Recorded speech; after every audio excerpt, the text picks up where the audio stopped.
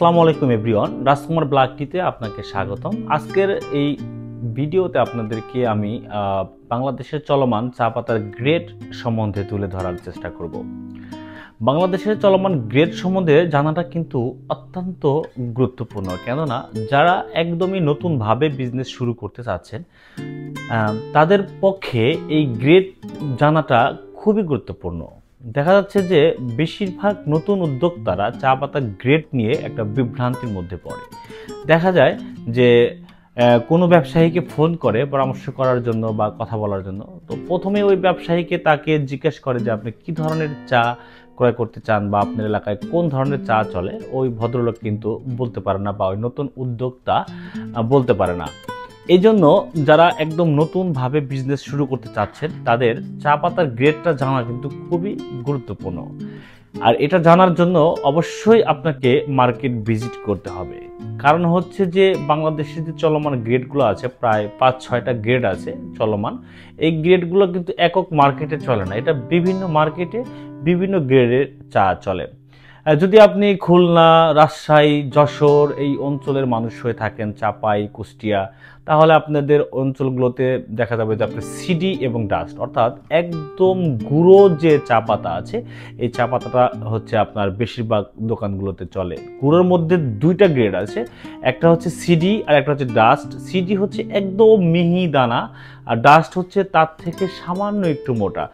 দুটি চার তৈরি করার পদ্ধতি কিন্তু একই। ওই পানি গরম দিয়ে রাখে, যখন চা তৈরি করতে যায় তখন চামচ দিয়ে ছাঁকনির মধ্যে পাতা দেওয়া হয় এবং ওই গরম পানি নিয়ে ছাঁকনিতে দিয়ে লিকার হচ্ছে কাপের মধ্যে নামানো হয়। ডাস্টও এভাবেই তৈরি করে এবং সিডি চাও এভাবেই তৈরি করে। এই বিষয়টা আপনাকে খেয়াল করতে হবে যে আপনার মার্কেটে সিডি না ডাস্ট। আমি যেমন বলেছি যে যশোর, খুলনা, রাজশাহী, কুষ্টিয়া এই অঞ্চলগুলোতে, রংপুর, দিনাজপুর, ম্যাক্সিমাম এই অঞ্চলগুলোতে সিডি ডাস্ট চলে।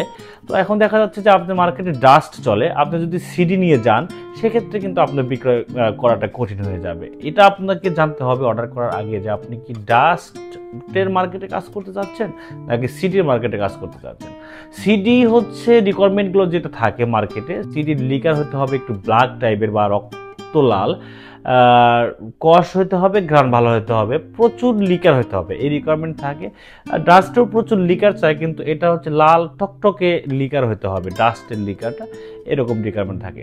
দেন আপনি যদি ঢাকার দিকে যান, এদিকে দেখবেন আপনার ওয়েব, জিবিওপি এই চাগুলো চলে। আবার আপনি বরিশালের দিকে যান, পটুয়াখালী এদিকে যান, দেখবেন আপনি পিএফ, আরডি, তারপরে জিবিওপি এই চাগুলো চলে। সাধারণত দানার যে পাতাগুলো এগুলো চলে। তো বাংলাদেশে দেখা যায় যে আপনার সিলেট অঞ্চলগুলোতেও দানা চা চলে।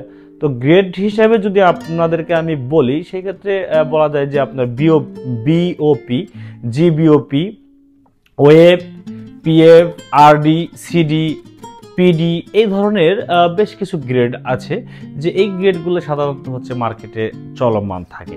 তো প্রিয় উদ্যোক্তা, আপনি যেহেতু চা পাতার ব্যবসা শুরু করতে চাচ্ছেন, অবশ্যই কিন্তু আপনার মার্কেটে কোন গ্রেড চলে এটা আপনাকে জানতে হবে। জেনে তারপর আপনি যে কোনো ব্যবসায়ীকে ফোন করুন এবং আপনাকে এই বিষয়টাও খেয়াল রাখতে হবে যে ওই প্রত্যেকটা গ্রেডেরই কিন্তু বিভিন্ন ধরনের চা হয়, মানে বিভিন্ন দামের চা হয়। একই গ্রেডে দেখবেন 200 টাকা কেজি চাও পাওয়া যাচ্ছে, আবার ওই গ্রেডের চা 400-500 টাকা কেজিও বিক্রয় হচ্ছে।